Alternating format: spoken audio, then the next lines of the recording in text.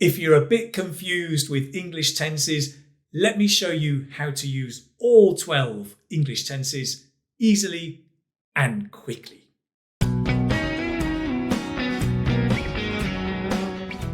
Hello, it's Keith from the Keith Speaking Academy, here to help you use English tenses fluently today. Now, if you're a bit confused by English tenses, don't worry. I'm going to help you today. Is it I go, I went, I have been, I have gone, I will have been going? I'm going to help fix all of that today. In the next 15 minutes, I'm going to show you all 12 tenses in English, how to form them, how to use them, examples, super easy, no confusion. By the end of this video, you will know when to say I worked or I have worked. Are you ready? Let's begin. Okay, so we have three basic times. There's the past, the present, and the future. And for each of those, there are four kind of aspects, okay? There's the simple, which is a basic fact. There's the continuous, which is a kind of action in progress. There's the perfect, which is a completed action and some result. And there's the perfect continuous, which is an ongoing action with kind of duration. So 3 times 4 equals 12 tenses. Let me go through them one by one very easily so you know how to use all of them. Let's begin, well, where we are now, in the present. So first of all, present simple.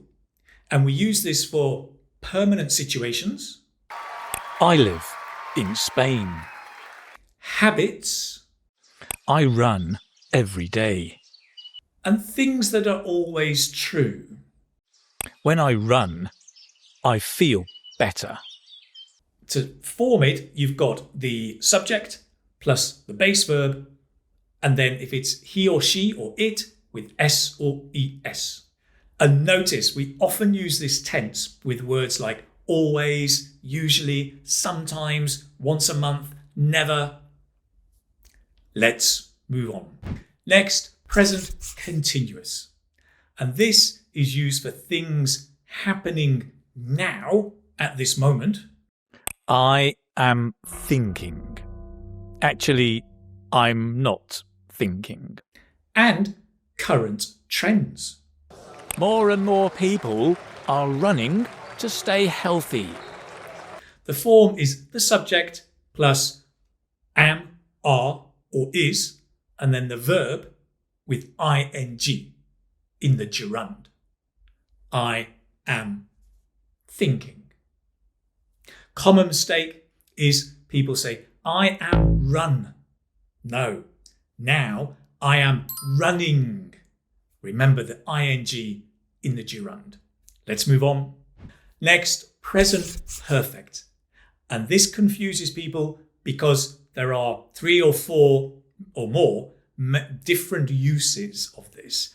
I'm going to talk about one of the main uses, which is to talk about past experience in our life. So this is used to connect some action in the past to the present. Our experiences make who we are today, right? For example, I have visited 20 countries so far.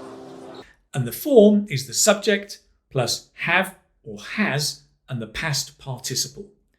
I have visited 20 countries in my life so far. And there's another clue. With the present perfect, we often use words like so far, ever, never, yet, already. This is one of the main uses. There are others, and there's a link to other videos here to help you with that. But now let's move on. And the final present tense is the present perfect continuous. And this is for an action that starting in the past and continues into the present up until now. We can use this to show the duration of an action up to the present. For example, I've been running since I was 15 years old. we can also use this to show how long an action has happened. For example, I've been living here for 2 years. and we form this with the subject, have or has, and then the verb in the gerund, the ing. I have been living here in Spain for 8 years. The action began 8 years ago and continues to the present. I still live in Spain. We also use present perfect continuous to show the duration of an action to the present and the impact on the present situation. Like, Oh, I'm so tired. I've been running round the park. and the present perfect continuous often focuses on how long the action happens. So it's really useful for complaining about things like, Oh, it's been raining for 6 weeks non-stop. I hate autumn. that's it for the present. Let's go back to the past. Great, well done with the present and being present. Let's now travel back in time to the past. And in the past, we have the same 4 aspects: the simple, continuous, perfect, and perfect continuous.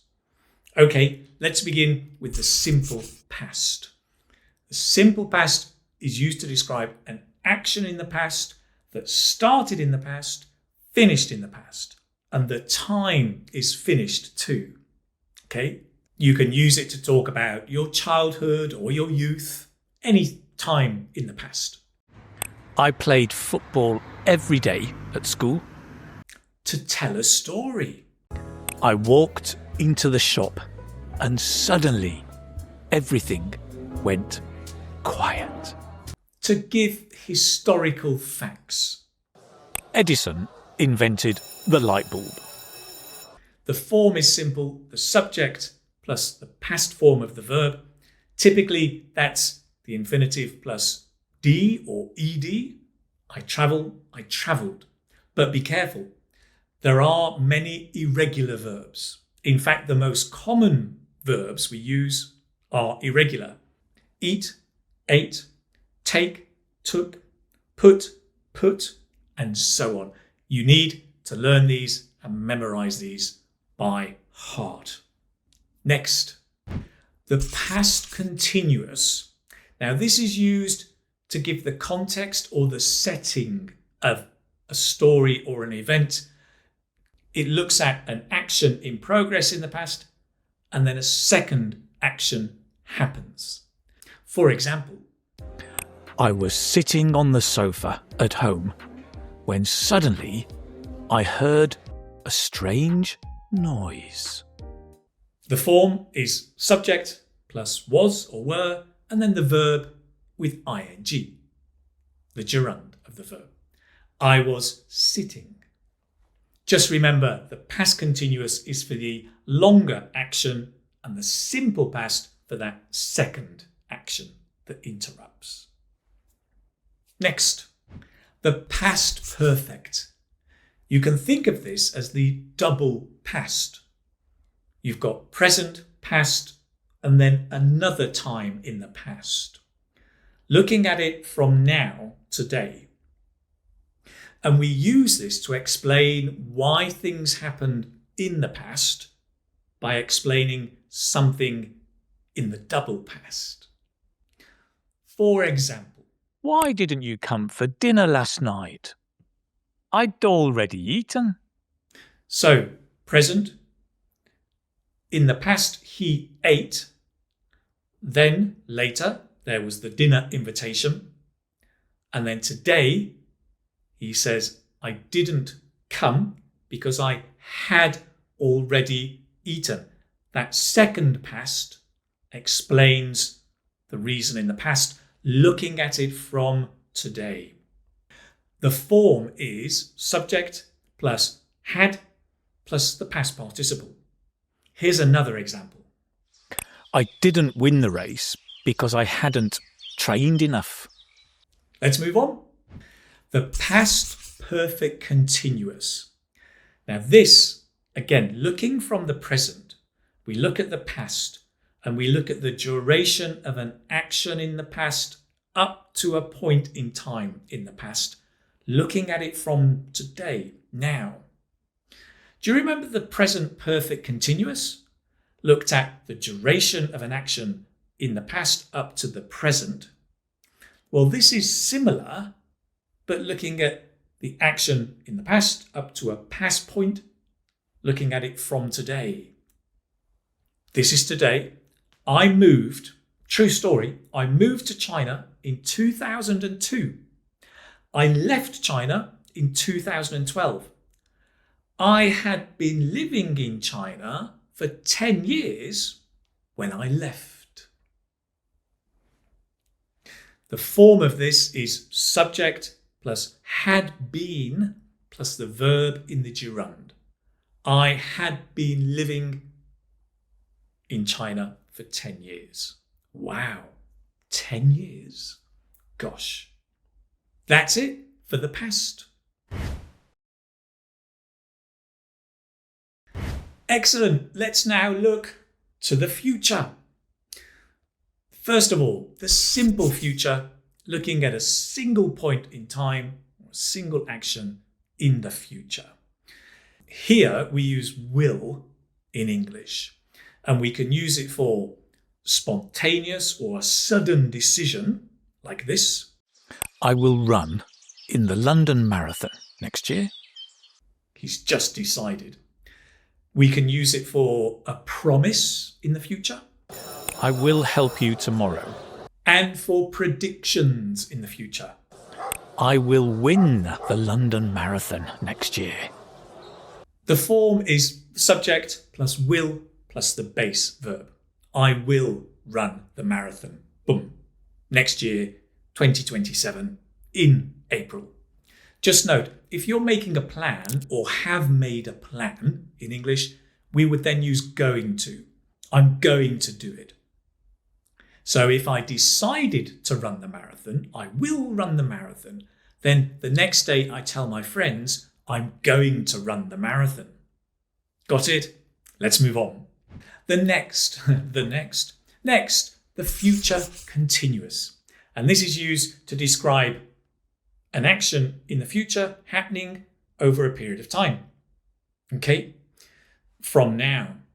Now we use this a lot to explain to somebody that we are busy and that we cannot help them or do something for them. For example, can we have a class tomorrow at 8 p.m.? No, I will be having dinner at that time.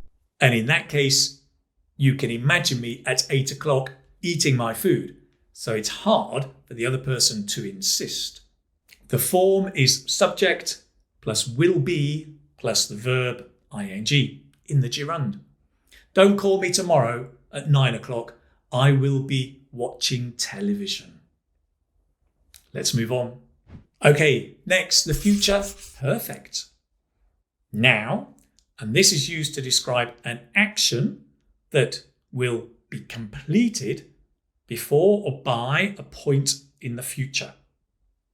It's really useful to talk about goals, for example, like professional or business goals.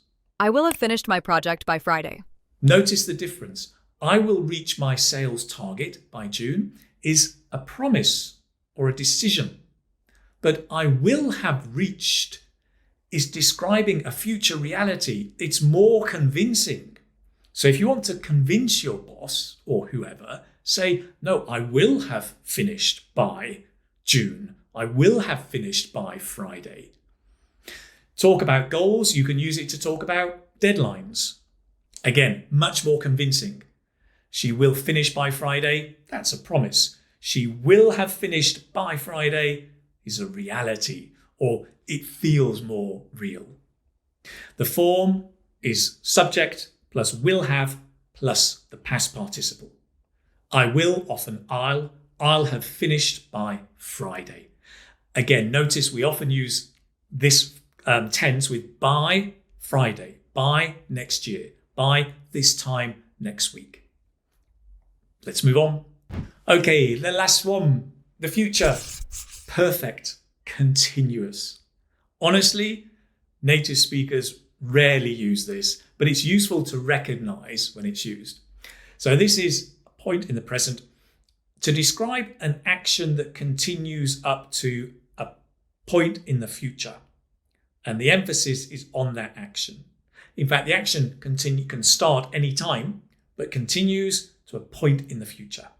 So because the emphasis is on the duration of time, and it's often a long time, we use this to surprise people or talk about something we don't like very much.